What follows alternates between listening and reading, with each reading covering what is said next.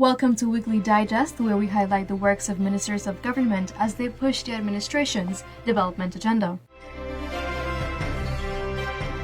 A number of systems are being put in place to improve agricultural activities and production, specifically for farmers residing in Cane Grove Region 4. I will ask Nari, who is responsible for these groups across the country, to come here, invite the community, invite members of the group, invite all those persons who wants to be in the group, and ensure that they hold an election. On Friday, Minister of Agriculture Zulfikar Mustafa officially opened a $28.3 million agro-processing facility in Charity along the Essequibo Coast, Region 2. An important step has been taken towards realizing the untapped potential of the local agro-processing industry with the launch of the cutting-edge food processing facility.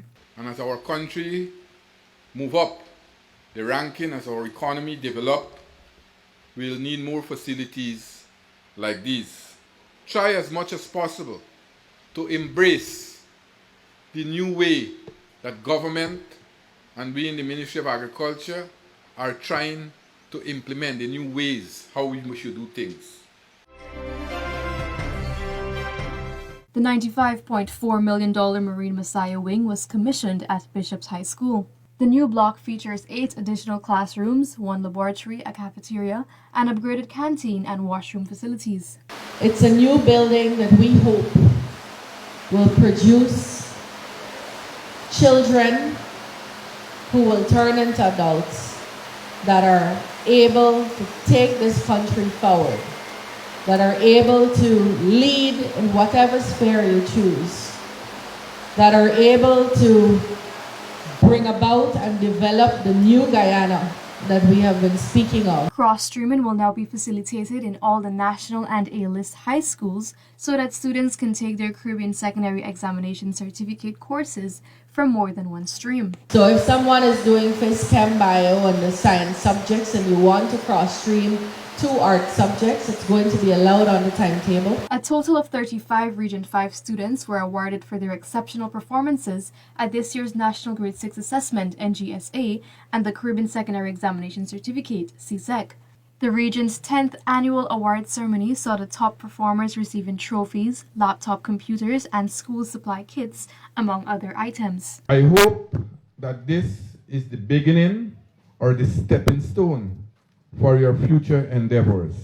We are seeing development in all the sector, and for us to maintain that, it is students like these awardees here this afternoon who will be responsible for the continuous growth and development of our country. As part of another commitment to provide quality education to the nation's children, Minister of Education Priya Manik Chand commissioned the $93 million new De Williams Secondary School in Region 3 on Friday.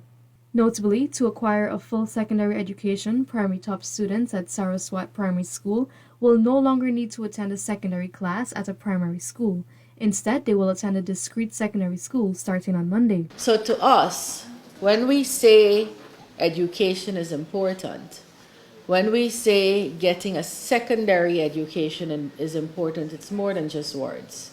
It's very easy to say those things. It's very easy to talk about how important education is and how it's the gateway out of poverty and how it's the key to the world and all those other cliches. Beautiful words, but lyrics, if they aren't accompanied by action. When we say to you, we believe education is important, you will see our actions accompanying that. Building out of schools, training teachers, helping parents to get their kids into schools, giving textbooks, giving school grants. You'll see that in our action. Additionally, through the school grant program, teachers will be given $4,000 per child on the coastland, while $5,500 will be provided for each child in the hinterland regions. The grants will be provided to the schools per term for preparation of the classroom. Minister Manik Chand emphasized that a list will be supplied to teachers, which will direct teachers' purchases to ensure a transparent process while urging them to make creative use of the grant. This has never been done before. We're very glad to be able to do this. Teachers are going to have wide latitude about what they buy. So we know some of the generic things that are needed. Cardboard and chalk and Play-Doh and markers and crayons and cleaning supplies and so on. But we also know that that list, and while we are providing lists of what can be bought, we know those are not exhaustive, because if we have innovative teachers, which is what we want, then I expect to see other things added to that list. Residents of Cane Grove, Region 4 will now have the full service of a Neighborhood Democratic Council, NDC, as the $14.2 million facility has been commissioned. I want to let the residents know that you all will be better and best served in this community. I want to ask the NDC to take good care of the building, to keep the yard clean, because that or this premises can be the stepping stone in enhancing your community. To ensure that doctors and nurses are placed in comfortable and safe housing, Minister of Health Dr. Frank Anthony, during his visit to Region 9, commissioned a staff quarter in Yupukari. The Regional Democratic Council funded the $14 million facility. We also recognize that if we put down a health center, a health post, that sometimes the staff is not from the village, then it can create a problem because they don't have anywhere to stay. And we took a decision that we must build good staff quarters so that persons who are not from the village would be able to use those quarters. Or in some instances, if we have the healthcare worker, even if they're from the village, and they would like to use the quarters, then we can make those arrangements. To better manage trauma victims and prevent fatalities, the Georgetown Public Hospital Corporation resuscitated its trauma team training after being halted due to the COVID-19 pandemic.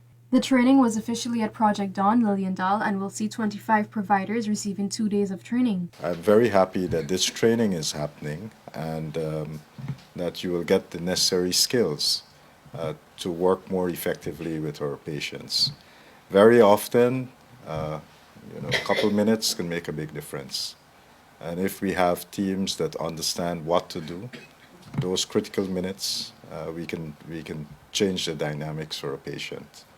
And so it is very, very important training, and I do hope that you pay close attention. Further, 29 persons will be trained as the first batch of pharmacy assistants in Region 9 through the Ministry of Health.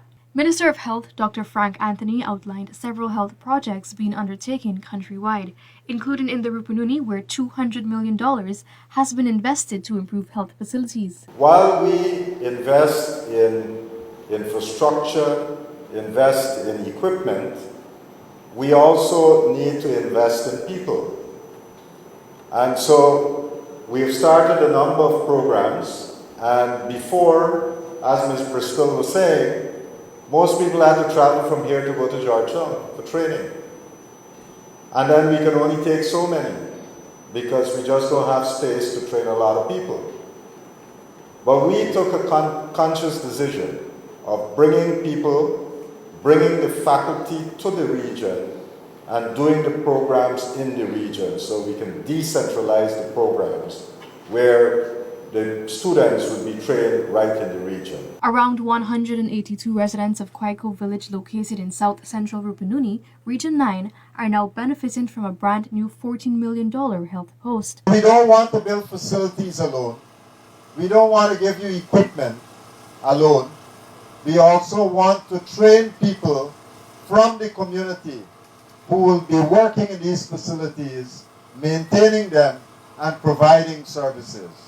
And if we can do that together, I'm sure we will be able to see an improvement in the care that we are giving to the community.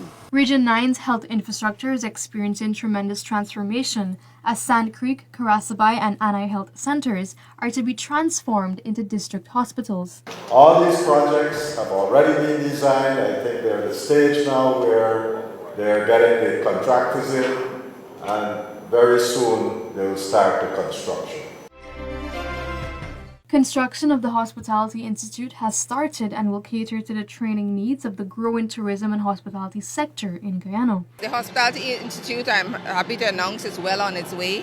The CDB, we had to repurpose the project to conceptualize what we want for a Hospitality Institute, which is something state-of-the-art, something that is fit for purpose for where we see our tourism sector growing and booming. And the project, as previously conceptualized, did not envision that. So we had to enlarge the facility, add more sort of state-of-the-art kitchens and for people to be trained.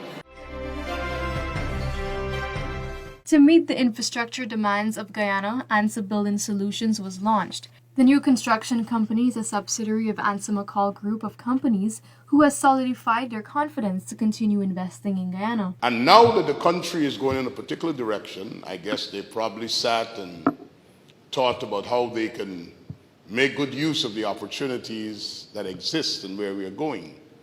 And now they bring to us a new line in ABS. Minister of Public Works Bishop Juan Edgell says the Conversation Tree Road project is expected to be completed within the stipulated deadline. Well, we didn't give CALCO any green light because they didn't get a red light.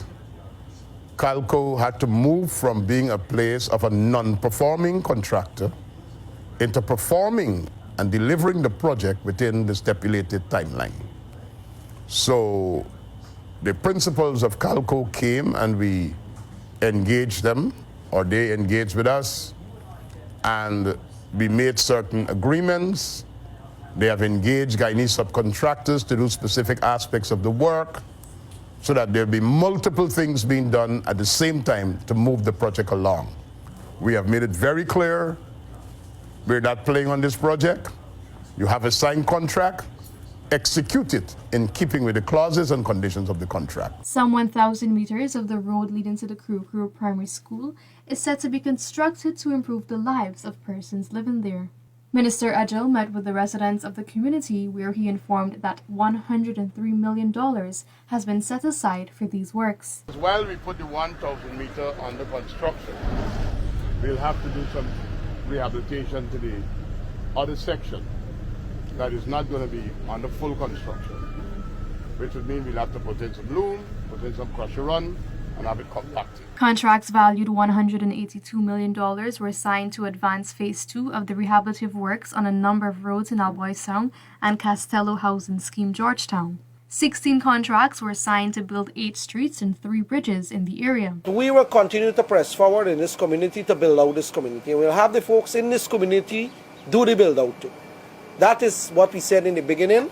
That is what the president came to this community and said, and that is what we're doing. With Guyana currently producing approximately 400,000 barrels of oil per day, with 2 floating production, storage and offloading vessels, FPSOs, it is projected that by 2027, the country will see a vast increase of over 1 million barrels being produced daily. This was revealed by a minister within the Ministry of Public Works, Deodat Indar, during a recent training session with Guyanese students at the Guyana Oil and Gas Chambers. By the end of the year, 600,000 barrels per day. By 2027, you will end up by 1.3 million barrels per day by 2027. And you'll continue to climb because you will have about 7 FPSOs offshore. This brings us to the end of this edition of Weekly Digest. For these and other government-related stories, do log on to our websites at dpi.gov.gy and our social media platforms as well. Goodbye.